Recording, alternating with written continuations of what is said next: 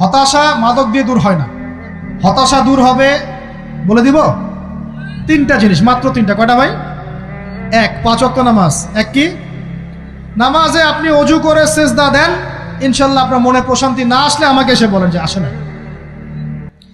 চোখের পানি, মনের আবেগ যা আছে আপনার ভিতরে, কষ্ট, দুঃখ, যন্ত্রণা, সব আল্লাহকে ঢেলে দিবেন ইনশাল্লাহ। নিজের আবেগ ধরে রাখবেন এখানে, আপনি আল্লাহর জন্য ঢেলে দিবেন। মানুষকে আবেগ দেখে কি লাভ? মানুষ আপনার চোখের পানির মর্ম বুঝবে? মানুষ কি মানুষের চোখের পানির মর্ম বুঝে? আপনার পিতা যদি মারা যায়, আমার কাছে এসে দোয়া চান কান্নাকাটি করে, আমি দোয়া করতে পারবো, কিন্তু আমি কিন্তু আপনার ফিলিংসটা বুঝতে পারবো না। আপনার অনুভূতি কে বুঝতে পারবেন? আল্লাহ পাক আপনার ঘাড়ের রগের চেয়েও কাছে আছেন। সুবহানাল্লাহ, সুবহানাল্লাহ। আল্লাহ পাক ঘাড়ের রগের চেয়ে কাছে আছে। গতকালকে বাংলাদেশের একজন বরেণ্য আলেমের সাথে একটা কনফারেন্সে ছিলাম। উনি বলছিলেন যে এক ব্যক্তি, এটা শোনেন, এক ব্যক্তি খুব তার শখ যে তিনি সাহাবীদের মতো নামাজ পড়া শিখবেন। কথা বুঝতে পারছেন? সাহাবীদের মতো নামাজ শিখবেন। তো একজন বরেণ্য আলেমের কাছে এসেছেন, এসে বলছেন যে আমাকে সাহাবীদের মতো নামাজ শিখিয়ে দেন। তখন সেই আলেম আরেকজন আলেমের সন্ধান দিয়েছেন, যা তুমি তার কাছে যাও, তিনি শেখাবেন। তো সেই ব্যক্তি একটু অবাক হয়েছেন, কারণ যাকে প্রশ্ন করেছিলেন তিনি অনেক বড় মুহাদ্দিস, আর যার কাছে পাঠানো হচ্ছে তিনি অত বড় মুহাদ্দিস নন, কিন্তু আবেদ, আমল করেন। তাকে গিয়ে বলছেন উনি আমাকে পাঠিয়েছেন সাহাবীওয়ালা নামাজ শিখিয়ে দেন। তখন তিনি বলছেন ঠিক আছে, সুন্দর করে অজু করে আসো, সুন্দর করে অজু করে আসো। অজু করার সময় খালি খেয়াল রাখবা যে আমি অজু করছি শুধু আল্লাহর সন্তুষ্টির জন্য। কি খেয়াল রাখবেন? অজু করছি শুধু আল্লাহকে রাজি খুশি করার জন্য অজু করছে, আর কোনো উদ্দেশ্য নাই আমার।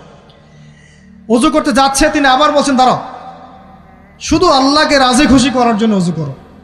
আবার শুরু করছেন, আবার বলছেন শোনো, শুধু আল্লাহকে রাজি খুশি করার জন্য অজু করো। এভাবে বলতেই আছেন। নামাজে দাঁড়িয়েছেন, দাঁড়ানোর আগে বলছেন শোনো, শুধু আল্লাহকে রাজি খুশি করার জন্য নামাজ পড়ো। বলতেই আছেন। এক পর্যায়ে সে ব্যক্তি নামাজ শুরু করলো। নামাজে মনোযোগ এদিক ওদিকে যায়, আর তার মাথায় এটা আসে, এই শুধু আল্লাহকে রাজি খুশি করার জন্য আমাকে নামাজ পড়তে হবে, শুধু আল্লাহকে রাজি খুশি করার জন্য নামাজ পড়তে হবে। এই চিন্তা তার মনের মধ্যে ঘুরপাক খাচ্ছে। এভাবে নামাজটা সে শেষ করেছে।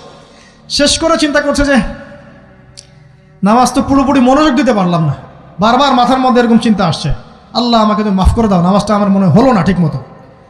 তখন সে ফিরে এসে তার সে ওস্তাদকে বলছেন আমার তো নামাজ এরকম করে পড়লাম, কিন্তু শেষমেশ মনে হলো যে নামাজটা হয়তো কবুল হয় নাই।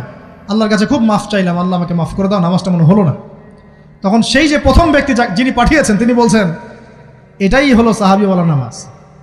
তারা আল্লাহকে রাজি খুশি করার জন্য নামাজ পড়তেন, নামাজ শেষ করে আল্লাহর কাছে ইস্তেগফার করতেন, আল্লাহ কিছুই হলো না, কিছুই হলো না।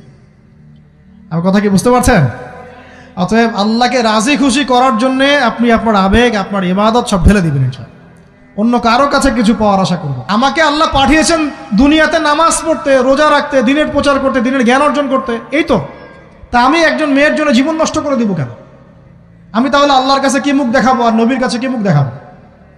ওখানে গিয়ে বলবো আল্লাহ আমি আমার অমুক প্রেমিকার জন্য আশেক হয়ে একদম জীবন দিয়ে দিয়েছি, আত্মহত্যা করেছি। গেছে ভাই, যাইতে দেন। যে ব্যক্তি আপনার অবস্থানকে মূল্যায়ন করে নাই সে আপনার যোগ্য ছিল না। এখন আপনি কি করবেন? নিজের অবস্থান উন্নত করেন, আপনার পিছনে লাইন ধরে ঘুরবে ইনশাআল্লাহ। এটাই বাস্তবতা। দুনিয়া খুব খারাপ জিনিস।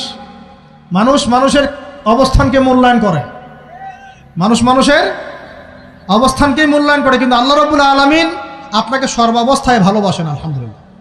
এই যে আমরা এখন অনেক পাপ করছি না, আল্লাহ কি আমাদেরকে আযাব দিয়ে ধ্বংস করে দিয়েছেন? আল্লাহ পাক এখনো আমাদেরকে ভালোবাসেন, রহম করেন, আল্লাহ পাক অপেক্ষা করছেন কখন তওবা করবে, আমি তওবা কবুল করব।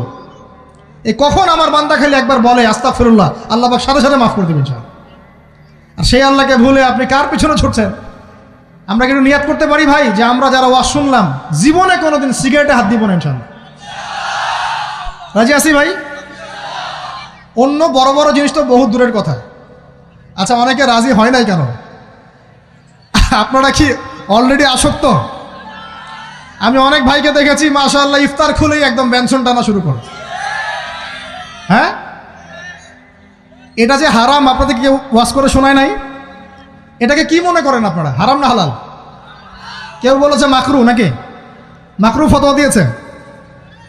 মাকরু শব্দের অর্থ জানেন আপনি? মাকরু শব্দের অর্থ কি একটু শোনেন। সূরা বনী ইসরাঈল খুলবেন। কোন সূরা? সূরা বনী ইসরাঈল আল্লাহ পাক বলছেন, আমি বনু ইসরাঈলকে এই কাজগুলো করতে নিষেধ করেছিলাম। কোন কোন কাজ? জেনা করো না, জেনার ধার কাছে যেও না, এতিমের মাল আত্মসাৎ করো না, শিরিক করো না ইত্যাদি। যারা আলেম আছেন তারা আমার কথা বুঝবেন। এই কাজগুলোর পরে আল্লাহ পাক বলছেন যে এই প্রত্যেকটা কাজ আল্লাহর কাছে মাকরুহ, অপছন্দের। কিসের? অপছন্দ। তাহলে এটাকে আপনি সহজ মনে করছেন? নিয়াত করি আল্লাহ পাকের সন্তুষ্টির জন্য আমরা কোনোদিনও মাদকের সাথে সম্পৃক্ত হব না ইনশাআল্লাহ। আর বিশ্বাস করেন, শুধুমাত্র মাদকদ্রব্য নিয়ন্ত্রণ অধিদপ্তর এই আইন কানুন এগুলো দিয়ে, জরিমানা দিয়ে মানুষকে মাদক ছাড়ানো যাচ্ছে না, যাবে না। কেন যাবে না এটা আপনারা খুব ভালো করেই জানেন, আমি বলতে চাচ্ছি না। অনেক সময় মাদক বিরোধী কনসার্ট করে মানুষ, মাদক বিরোধী কনসার্টে ওঠার আগে এক বোতল ডাইল খেয়ে আসে আগে। এগুলো কি বাস্তব কথা বলছি না অবাস্তব কথা বলছি? আমাদের যুবক ভাইরা কোশ্চিনকালেও মাদকের ধার কাছে যাবেন না ইনশাআল্লাহ। একটা হাদিস খালি মনে রাখেন, এই হাদিসটা মনে রাখেন। নবী সাল্লাল্লাহু আলাইহি ওয়াসাল্লাম বলেছেন, কেউ যদি মাদকদ্রব্য সেবন করে তার 40 দিনের নামাজ কবুল হবে না। সিগারেট একটা খেয়েছি, 40 দিন নামাজ নাই। এরপর যদি সে তওবা করে আল্লাহ মাফ করে দিবে। আবার যদি মাদক খায় আবার 40 দিন কবুল হবে না। যদি আবার তওবা করে আল্লাহ মাফ করে দিবেন। আবারও যদি খায় আবারও 40 দিন কবুল হবে না। আবারও তওবা করলে আল্লাহ আবার মাফ করে দিবেন। চতুর্থবার সে যদি মাদক খায়, আল্লাহ রসুল সাল্লাল্লাহু আলাইহি ওয়াসাল্লাম বলছেন, আল্লাহ পাক কিয়ামতের মাঠে তাকে তিনাতুল খাবাল পান করাবেন। কি পান করাবেন? তিনাতুল খাবাল। সাহাবীরা বললেন, ইয়া রাসূলুল্লাহ, এটা কি? তিনাতুল খাবাল কি? নবী সাল্লাল্লাহু আলাইহি ওয়াসাল্লাম বলছেন, এটা হচ্ছে জাহান্নামীদেরকে আযাব দেওয়ার পর তাদের রক্ত মাংসের যে পুঁজ বের হবে, এই যে ড্রিঙ্কস, জাহান্নামের হার্ড ড্রিঙ্কস, এই ড্রিঙ্কসের নাম হলো তিনাতুল খাবাল। আল্লাহ পাক আমাদের সবাইকে মাদক থেকে বাঁচিয়ে রাখে। আমল হচ্ছে কোরআন তেলাওয়াত। যে ব্যক্তি কোরআন তেলাওয়াত করতে পারে নিয়মিত, তার মনের মধ্যে এই হতাশা, এই ভীরুতা, এই কাপুরুষতা কিচ্ছু আসবে না ইনশাআল্লাহ। আমি গ্যারান্টি দিচ্ছি আপনাকে, হতাশা আসবেই না আপনার মনে যদি আপনি কোরআন বুঝতে পারেন। কোরআনের একটা আয়াত নিয়ে কোনো সময় দেখা যায় 2-3 ঘন্টা সময় পার হয়ে যাচ্ছে, আয়াতটা ছেড়ে সামনে যেতে পারছি না। কোরআনের ভিতরে ঢুকলে আপনি দুনিয়ায় ভুলে যাবেন কি হচ্ছে আশপাশে। আমি এমন অনেক আলেমকে দেখেছি যে একটা বই, পাতলা একটা বই, আরবি বই নিয়ে পড়া শুরু করেছেন, ওই যে ফজরের পরে জোহরের ওয়াক্ত হয়ে যাচ্ছে, বইটাই শেষ করতে পারেননি এখন। বুঝতে পারবেন না? যখন আপনি ইলমের ভিতরে ঢুকে যাবেন, কোরআনের ভিতরে, হাদিসের ভিতরে, আপনার দুনিয়ার খেয়ালই নাই। একজন আলেম, তিনি এক রাত্রে একটা বই লিখেছিলেন, চটি বই, এক রাত্রের মধ্যে। বলা হচ্ছে, তার সম্পর্কে বলা হচ্ছে যে রাতের খাবার তাকে দেয়া হয়েছে, যে আপনি এটা খেয়ে নেন। তো সে খাবারটা পাশেই আছে, খাবারটা খাবো, এটা লিখে খাবারটা খাবো, এরকম তার চিন্তা ছিল। ফজর হয়ে গেছে, বই লেখাও শেষ, খাবার এই অবস্থায় পড়ে আছে, ডুবে গেছেন ভিতরে, খাওয়ার মাথায় তার খেয়াল নাই। এরকম হয়। একজন মনীষী, বিখ্যাত মনীষী, রিয়াদুস সালেহীন কিতাবের রাইটার, সংকলক আল্লামা নববী রাহিমাহুল্লাহ, এরকম সারা রাত চলে গেছে, পাশে 2টা খেজুর, ওই 2টা খেজুর খাওয়ারই সময় পান। হাদিস নিয়ে গবেষণা করতে রাত পার হয়ে গেছে। আমি বলতে চাচ্ছি, যখন ইলমের ভিতরে, কোরআন হাদিসের ভিতরে ঢুকে যাবেন, আপনার দুনিয়ার খেয়াল আপনার চলে যাবে ইনশাআল্লাহ।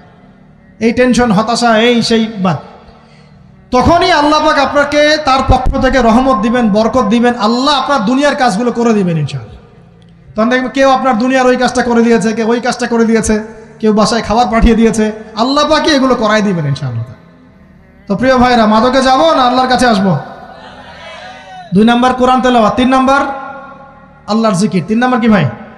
আল্লাহর জিকির। চলতে ফিরতে সব সময় মুখ চলতে থাকবে, মুখ না চললেও মনে মনে মন তাজা থাকবে, মনে মনে জিকির হতে থাকবে। মনে মনে জিকির করতে পারেন? মুখ নড়বে না, কিন্তু মনে মনে আপনার একটা জিকির হতে থাকবে। সুবহানাল্লাহ ওয়া আলহামদুলিল্লাহ, লা ইলাহা ইল্লাল্লাহ, আল্লাহু আকবার। পারা যাবে? পারে। মানুষের মন কখনো চুপ করে থাকে না, কিন্তু মানুষের মন অলওয়েজ কিছু না কিছু চিন্তা করতে থাকে না, যতক্ষণ না ঘুমায় মানুষ। তো প্রিয় ভাইরা, বেশি বেশি জিকির করব, সুবহানাল্লাহ, আলহামদুলিল্লাহ, লা ইলাহা ইল্লাল্লাহ, আল্লাহু আকবার, লা হাওলা ওয়ালা কুওয়াতা ইল্লা বিল্লাহ, এগুলো চলতে থাকবে। আল্লাহ পাক তৌফিক দান করুন, আমিন। আমরা আমাদের সমাজে যুবকদেরকে এরকম টিকটকে দেখছি, অনলাইনে আসক্ত দেখছি, জেনায় আসক্ত দেখছি, পর্নোগ্রাফিতে আসক্ত দেখছি। আমরা দেখছি আমাদের যুব সমাজকে মাদকে আসক্ত, কিশোর গ্যাংয়ে আসক্ত। এইগুলো কি আমাদের কাম্য ছিল ভাই? আমাদের কাম্য ছিল? এই অবস্থায় কি যুব সমাজ আল্লাহ পাকের দ্বীনের পতাকা হাতে নিয়ে আল্লাহর জমিনে দিন কায়েম করতে পারবে কি না একটু আমাকে উত্তর দেন দেখি। এখন এই অবস্থায় পারবে? অতএব অবস্থার উন্নতি করতে হবে কি না? উন্নতির জন্য রাজি আছে কি না ইনশাআল্লাহ? আমরা চাই কি আল্লাহ পাকের দিনটা আল্লাহর জমিনে প্রতিষ্ঠা লাভ করুক, আল্লাহর দিন সবার ঘরে ঘরে পৌঁছে যাক, আল্লাহ পাকের দিনের যে সৌন্দর্য সবাই সেটাই, এই সৌরভটা সবাই পাক। আমরা চাই কি না? সমাজে শান্তি প্রতিষ্ঠা হোক, আবার সেই রাসূলের মতো যুগ চলে আসুক, আমরা চাই কি না?